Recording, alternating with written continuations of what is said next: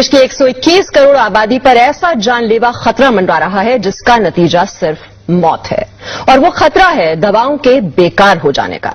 मरीज के इलाज की बुनियाद यानी एंटीबायोटिक दवाएं बेअसर होती जा रही हैं। एंटीबायोटिक दवाओं पर की गई स्टडी के नतीजे आगाह कर रहे हैं कि 2020 आते आते देश में एक भी असरदार एंटीबायोटिक दवा नहीं बचेगी और सर्दी जुकाम जैसे साधारण इन्फेक्शन भी लाइलाज हो जाएंगे।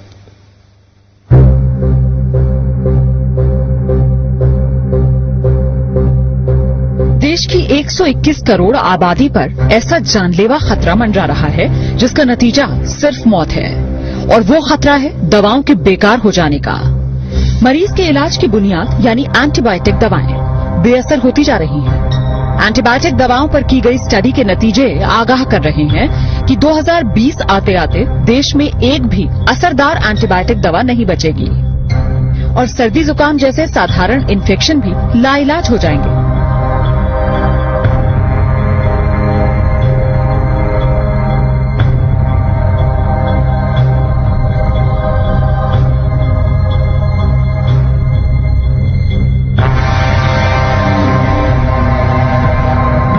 जरा सोचिए, अगर डॉक्टर को मरीज की बीमारी का पता हो, उसके इलाज के लिए बेहतरीन वार्ड, टेस्ट और ऑपरेशन की सुविधा हो, लेकिन मरीज पर दवाएं ही असर न कर रही हों और मरीज को बचा पाना नामुमकिन हो जाए। ये सिर्फ ख्याल नहीं है, ये वो डरावनी हकीकत है जिसका तोड़ डॉक्टर अभी तक नहीं तलाश पाए।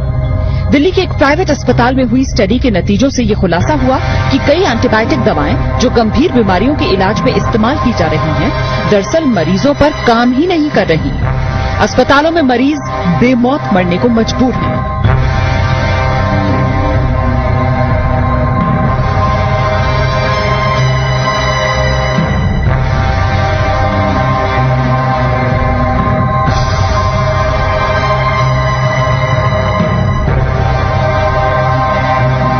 अगर हम डिस्क्रीट अब ना हो, अगर हम ये इस पे ध्यान ना दें, तो हो सकता है इवन बिफोर 2020 हमारे पास एंटीबायोटिक्स होना या न होने का कोई मतलब ना हो।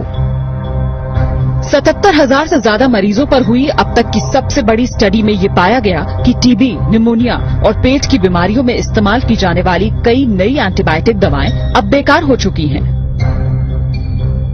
टीबी के इलाज के लिए दी जाने वाली दवा 2002 में तकरीबन 98% मरीजों पर काम कर रही थी, जबकि 2009 में ये सिर्फ 48% मरीजों पर ही कारगर साबित हो पाई।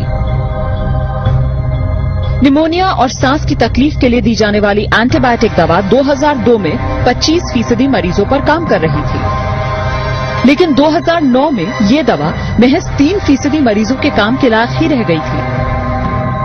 सर्जरी कराने वाले मरीजों में होने वाले इन्फेक्शन को रोकना चुनौती बन गया है। अनुमानित आंकड़ों के मुताबिक देश के हर अस्पताल में हर हफ्ते 1 से 2 मरीजों की मौत सिर्फ इसलिए हो जाती है क्योंकि एंटीबायोटिक दवा बेकार साबित हो गई।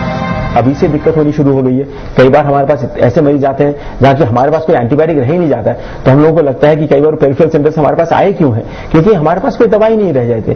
तो कई बार लोग सेप्सिस में मारे जा रहे हैं आजकल, और ये दवाई प्रॉब्लम तो अभी से शुरू हो गई है और ये बढ़ने ही वाली है, क्योंकि जो नए एंटीबायोटिक्स हैं वो इन द होराइजन बहुत ही कम है। राजधानी के सर गंगाराम अस्पताल में 2001 से 2010 के बीच भर्ती हुए 77,000 मरीजों पर यह स्टडी की गई। अस्पताल में रहने के दौरान उन्हें जो दवाएं दी गईं, उनके आधार पर ये नतीजा सामने आया कि कई दवाएं 40% मरीजों पर तो कई 97% मरीजों पर काम नहीं कर पाई। यानी देश की 3% आबादी को छोड़ दिया जाए तो बाकी सब पर जान का खतरा मंडरा रहा है। मौजूदा एंटीबायोटिक दवाएं अगर इसी तरह बेअसर होती रही तो क्या बहुत से मरीजों को बेमौत मरने के लिए मजबूर होना पड़ेगा? इस सवाल का जवाब वाकई डराने वाला है, क्योंकि डॉक्टरों की राय में बहुत से मरीज इन्फेक्शंस की वजह से सिर्फ इसलिए जान गंवा रहे हैं क्योंकि अब उन पर वो दवाएं काम नहीं कर रही जिनके जरिए कुछ साल पहले तक वो बीमारी का इलाज कर पा रहे थे। पूजा मक्कड़, जी न्यूज, दिल्ली।